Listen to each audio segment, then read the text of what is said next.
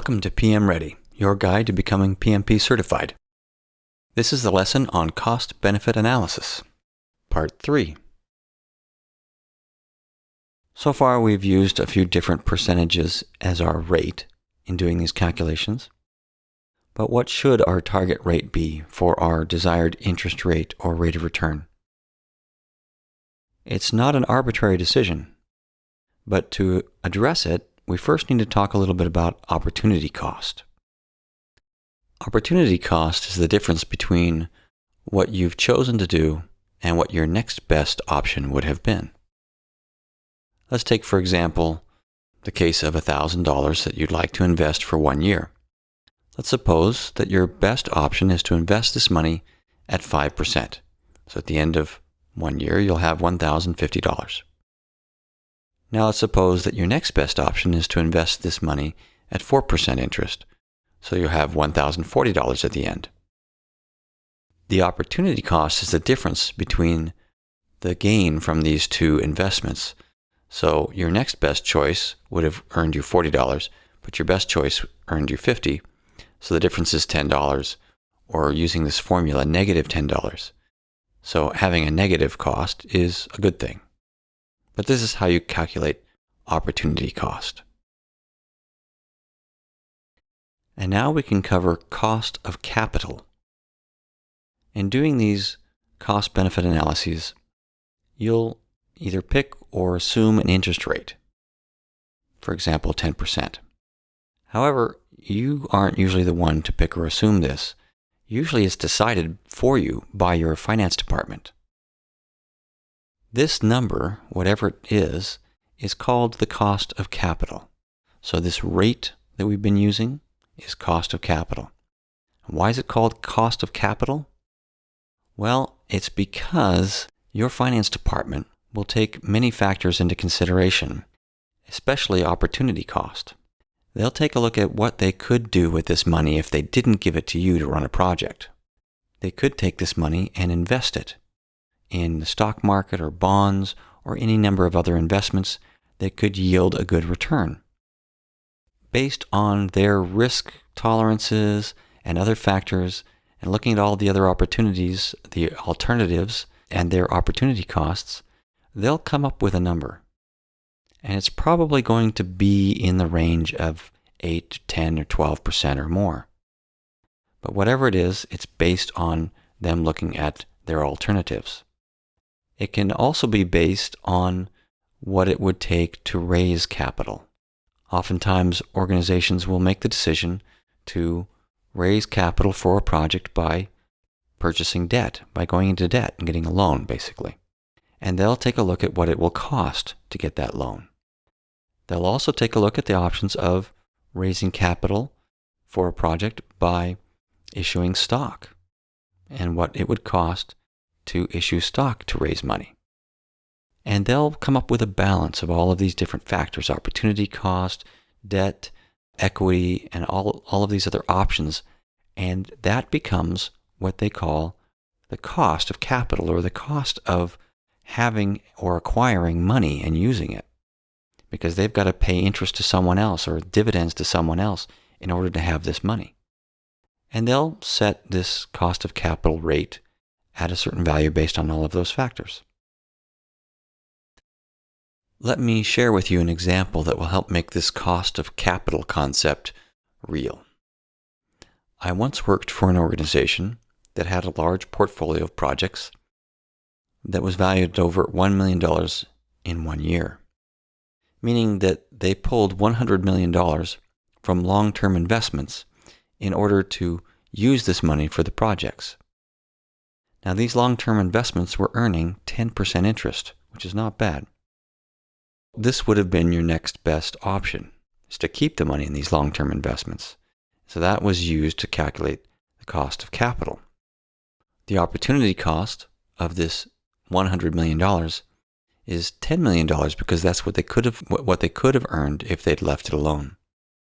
So cost of capital equals 10%.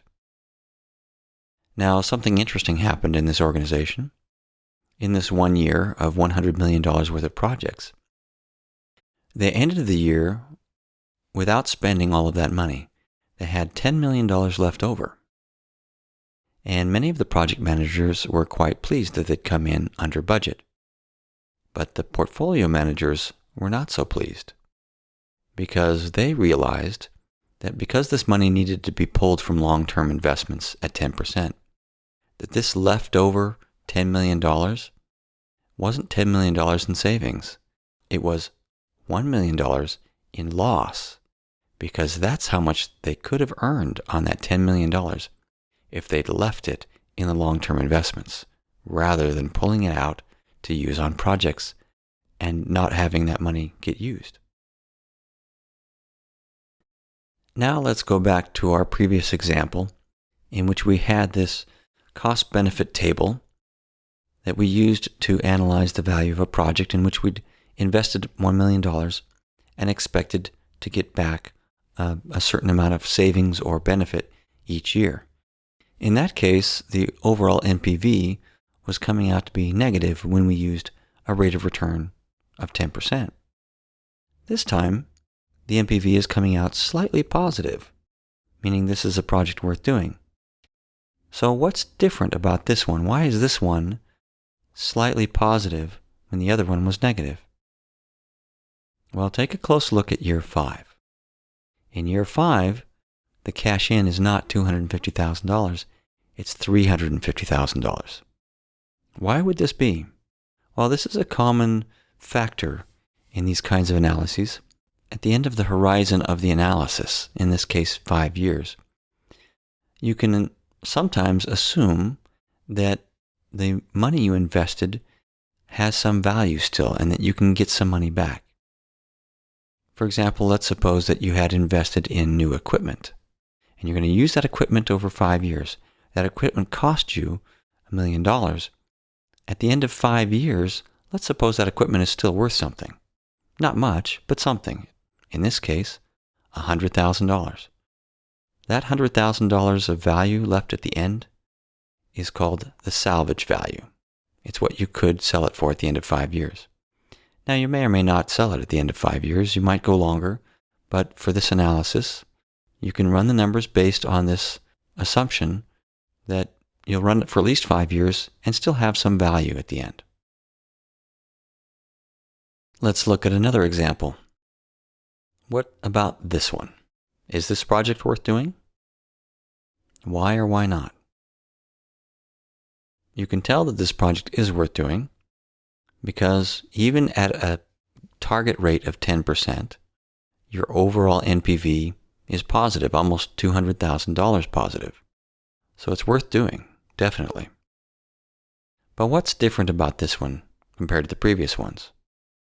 Well, you can see from the cash in that you've revised your estimates of savings or benefit from $250,000 to $300,000. You can still see the salvage value embedded in year 5, but each year earns a little bit more. And because of that, you end up with a project that is expected to be of net benefit to the organization. And now we come to internal rate of return, abbreviated IRR. This is defined as the interest rate at which the NPV, or net present value, is 0. In other words, the present value of the cash in equals the present value of the cash out. Now, this is the definition you'll find all over the place, but I don't find it to be a very useful definition. It's not very easy to remember it that way. The way I like to remember it is that the internal rate of return is that cost of capital or rate at which the project breaks even. So if you have a project that has a cost of capital of 10% and the project is just barely breaking even, then that means your internal rate of return is 10%. It's your goal. On the other hand, if your cost of capital is 15% and your project breaks even, your internal rate of return is again 15%. Looking at it this way, it's a lot easier for me to remember. The internal rate of return, from another perspective, is the expected return on investment, but in this case, it's the return on investment adjusted for the time value of money. In other words, the return on investment formula that we discussed before that doesn't account for time is accounted for in internal rate of return.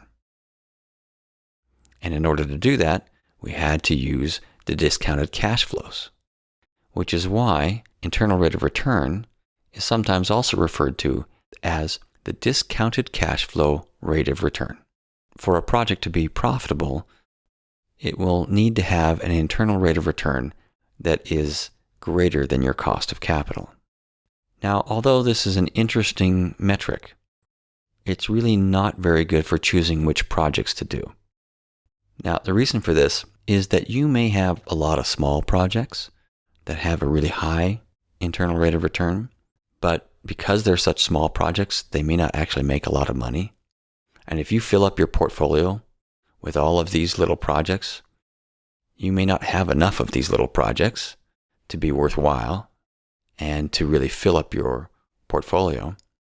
But you may have enough of them that you lose out on some really high value, large projects that won't fit into your portfolio anymore. So it's best to take a look at the whole portfolio, and it's best to rely more on net present value, because net present value does take into account your cost of capital. You're only going to take on projects that exceed your cost of capital, and you're going to take on those projects that provide the most net financial benefit to your portfolio. You'll notice that I haven't provided you with a formula for internal rate of return. That's because there isn't one. Internal rate of return doesn't have a simple formula. It's something that has to be calculated using trial and error. You have to keep trying different rates of return and adjusting it until you come up with a rate of return that causes the NPV to be zero. This is not something that you can solve with a formula, and so it used to be something that was quite difficult to do. But now, of course, with modern computers and spreadsheets, they include formulas that actually do this trial and error using the computer to come up with what the internal rate of return is. Although you shouldn't use internal rate of return to choose between projects, it is useful for taking a look at individual projects to see what the expected rate of return is. Coming back to this previous example of investing $1 million and getting $300,000 per year plus a $100,000 salvage value, you can see that this has the overall net present value of almost $200,000 that we pointed out earlier. The cost of capital is 10%. But if you look at the IRR, it shows 17%, meaning that the expected return on this not only exceeds the 10%, but it exceeds it by 7%, that the expected rate of return adjusted for the time value of money is 17%. Although it may not be good for choosing between projects, it is useful for communicating the value of a project in a simple way to be able to say that this project is expected to bring in $200,000 in net benefit and that its expected return is 17%. Here again is our familiar example of a project in which you invest $1 million, get $300,000 per year, plus a $100,000 salvage value at the end. However, notice that in this one, the overall net present value is zero, exactly zero. Why is that? If you take a look, you'll see that it's because the rate is set to be exactly the internal rate of return, 17.23%.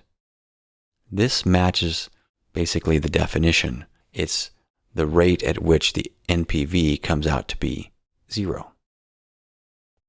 In other words, if your organization's desired rate of return or cost of capital were 17.23%, this project would be of no overall value. You wouldn't lose or gain by launching this project.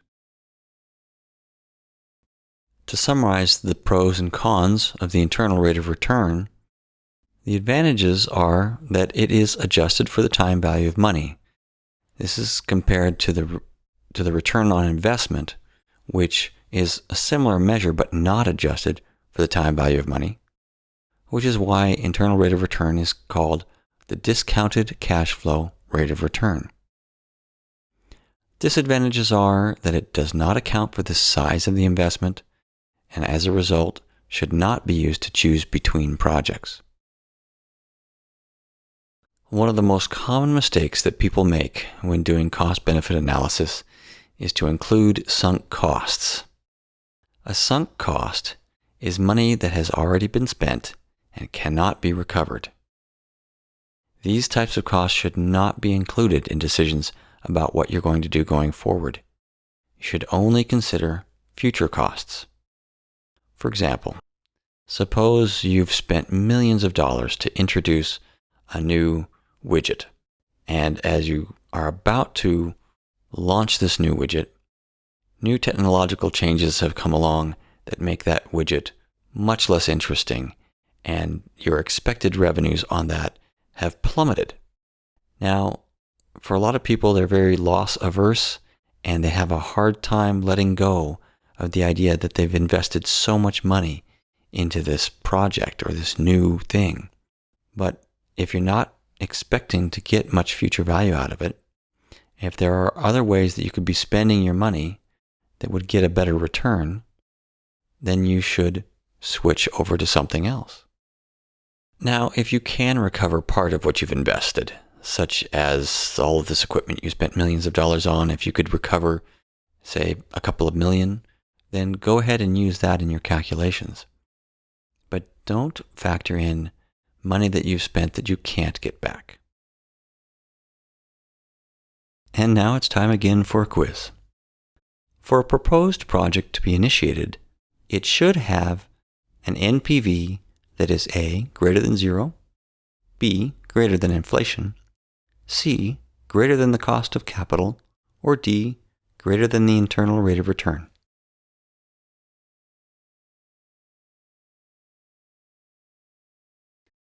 The answer is A, greater than 0. Remember that NPV already factors in the cost of capital, which will generally be greater than the cost of inflation, greater than the rate of inflation, and that the internal rate of return is the expected return on investment. So for a project to be initiated, it should have a positive NPV considering the given cost of capital. The cost of capital should consider all of the following except A, opportunity costs, B, sunk costs, C, debt rates, or D, equity rates.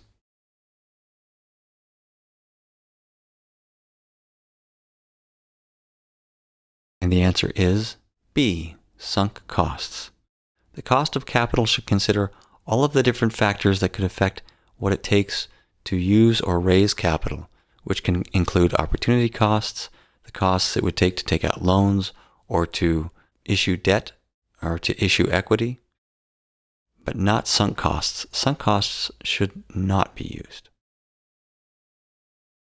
The problem with internal rate of return is that it A, has no formula, B, includes sunk costs, C, does not account for the time value of money, or D, does not account for the size of the project.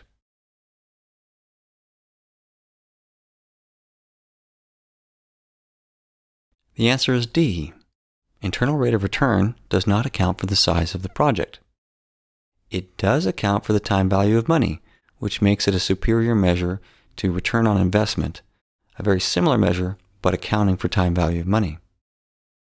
Internal rate of return doesn't include sunk costs. In fact, none of your cost-benefit analysis should ever include sunk costs. And while it's true that internal rate of return has no formula, that's not really a problem anymore now that we have modern spreadsheets that can easily calculate this for us. Here are some of the key points to remember from this lesson that will be valuable for you not only for your projects, but also, of course, for the PMP exam. We covered the payback period or break-even point, which is the point at which a project pays for itself. The sooner, the better. when it comes to payback period. We also covered the benefit cost ratio, which is the ratio of the benefits divided by the initial investment or cost. Profitable projects will have a benefit cost ratio greater than 1. Return on investment, or ROI, should be greater than 0 for profitable projects. It, however, has the disadvantage, along with benefit cost ratio and payback period, of not adjusting for the time value of money. So it's important that you understand the concept of the time value of money, discounted cash flows, the cost of capital, and how those are used in doing cost-benefit analysis. You'll need to know the future value and present value formulas and be able to do simple calculations using those formulas. You should also be able to identify missing elements or mistakes in NPV analysis. For net present value, anything greater than 0 is good. Anything less than 0 is bad. And NPV is the preferred method of comparing projects to determine which ones to initiate or include in your project portfolio.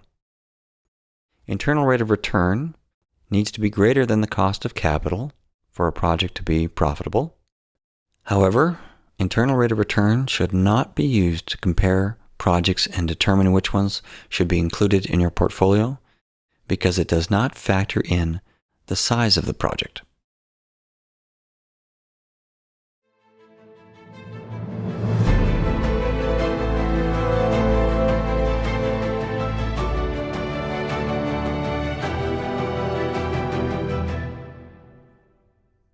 PM Ready is a publication of PM Guaranteed and is based on the Project Management Institute's PMBOK guide.